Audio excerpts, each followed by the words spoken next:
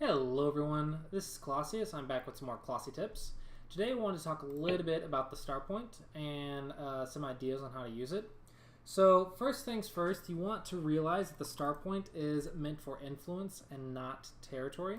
So this may sound obvious, and I'm sure some of you are probably wanting to click away right now and go watch a different video or something like that because you think this is below your level.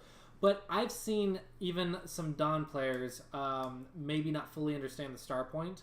So definitely some single-digit Q players and double-digit Q players. Not everyone, but there's a lot of players, a lot of my students in games that I've reviewed have misused the star point because they forget that it's used for influence. And when I say influence, I mean like big influence, large frameworks, not some simple points. So first off, let's talk about that. I know a lot of people are studying AlphaGo and seeing the 3-3 like immediately. And this is still good for black. The reason AlphaGo does it is because AlphaGo can read how to deal with the influence very easily. And I'm not saying don't do it. Don't get me wrong. I'm not saying don't invade the 3-3 if you want to, like at the opening and stuff. I'm just saying you need to realize that AlphaGo knows how to deal with influence and thickness. So unless you are learning or you already know how to deal with thickness and how to reduce it, then I wouldn't recommend invading the 3-3 earlier on. There's better strategies that you can use at your level. So the first thing I want to talk about is if your opponent does do this, you can very easily get Sente like this. This is a very common Joseki to get Sente, and if you're studying AlphaGo, you might know it. But the reason is the thickness wants an extension. So if you need Sente to get an extension or you need Sente to get somewhere else more urgent, then you can play this Knight's move right here. Now, if your opponent does this, this is okay. You can still ignore, and even if they break out, it's perfectly fine because you were able to Tanuki, so even if they break out on one side, it's still okay for you. So this is a good Joseki to remember if you need Sente if your opponent invades a 3-3.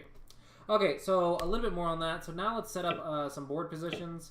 So sometimes I'll see some people go here, and this move is kind of special. It's not normal to do with the star point. I know a lot of professional players do it, and AlphaGo definitely does it, but I want you to understand that this is kind of a special move in the sense that this is going for a base and for points, and that's not normally what the star point does. Normally, you want an extension like here, or for example here, you would want an extension like a 5-space jump. This will expand your position. And we can talk a little bit about that, which line I played on too. So for example, I played on the 4th line here. That's because I have support on both sides, so I can develop. And I played the 3rd line on top because I do not have support on both sides, so I want to settle. So an extension or a 5-space jump is very common for expanding a position very quickly. And compared to securing the corner, which is about getting a base and settling your position. This is not the idea of the star point. I'm not saying this is a bad move. Don't get me wrong. This is not a bad move. I'm saying this is not the right mindset or idea to be in. So normally you'd want an extension, or you would want to approach your opponent to attack a corner and then come back and make that extension, and now you have support so you can go high. And now you build up a very large framework, a very large position. This is the correct way to use a star point, or the correct mindset to be in when using a star point. So that's some ideas on to understand on how to use the star point. But let's talk about when this Knight's move can be used. So a very common idea of when to use the Knight's move is, in this case against the Chinese opening, this move was thought of. And this is not the perfect position, but it's a good enough for our example. The idea is to very quickly deal with this influence. So another variation is to play this one. This is a kind of a Joseki, but your opponent can easily 3-3, and they get a lot of points in the corner. And the Chinese opening is very flexible, so it's very easy to use. And so some players, some professionals, thought that this maybe was a little good for black, or maybe they just didn't prefer it with their style. So this is a Joseki, so it's not bad, but maybe some professionals didn't prefer it, and they came up with a Knight's move here. And this was to settle this bottom side very, very quickly. So even if your opponent goes for the corner, it's one corner for one corner, so it's an even trade, and you can go back on top and make your own influence versus influence.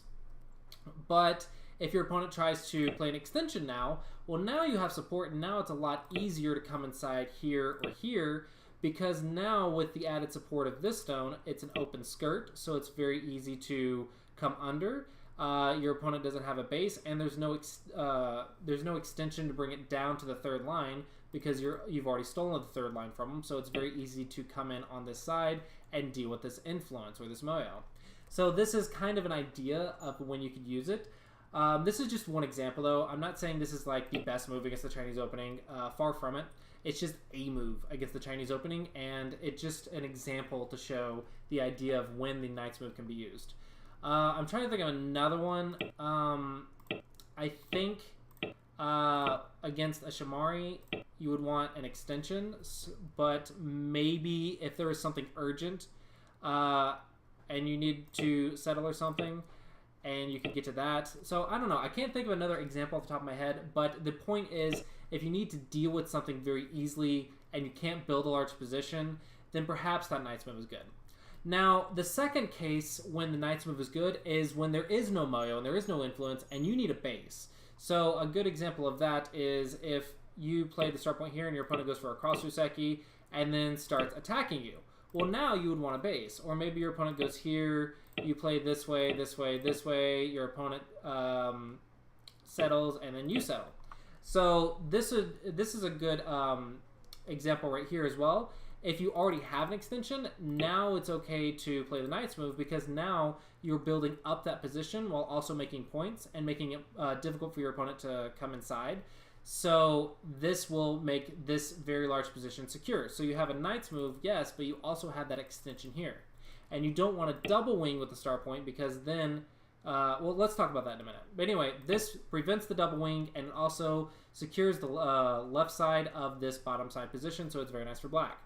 But getting back to the second case is if you need a base. So for example, there's no moyo on the right, there's no moyo on the bottom, or no framework, I should say. Then the Knight's move is very good because it settles your fourth line stone and it creates your base. So that's a good, another good example. Now, so that's about it for the how to use the star point and how to use the Knight's move with the star point, and also how to deal with the 3/3. So now let's talk about how to deal with a double wing if your opponent gets greedy, and how to deal with a double wing. So let's say your opponent has this type of position where they have a double wing. This is not the correct way to use a star point. The shape that you want is an extension on one side and an enclosure on the other. This is the best way to use it, because that way you get your base as well as an extension for your position.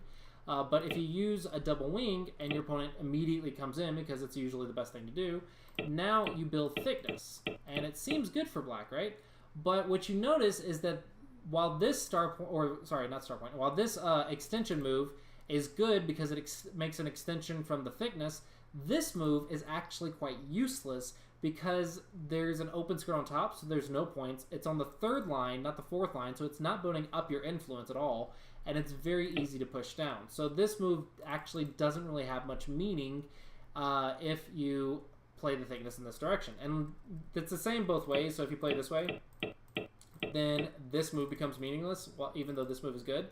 So that is why you don't want a double wing with the star point. You want an extension plus enclosure, or enclosure plus extension, and this is the best combination for the star point. You could also play an enclosure like this, and then assuming your opponent goes in and survives, then you could play a Knight's move like this, and this is also a very good combination because you have your extension and your enclosure. So yeah, so that's some basic ways to use the star points. Hopefully some of you found that helpful, and hopefully some of you have a better mindset of how to utilize a star point or what you should be doing with the star point. Those are my basic examples. There are a lot more things to learn about the star point for sure. It's a very unique kind of move because it doesn't get any points immediately. It's supposed to get points in the future and utilize its influence for attacking and building a large position. So it's a very special type of move. So hopefully you guys find the star point fun and interesting, and hopefully this video helped you guys understand how to use it better. Anyway, that's it for today, guys. Hopefully you guys enjoyed. As always, thanks for watching, and I will see you guys next time.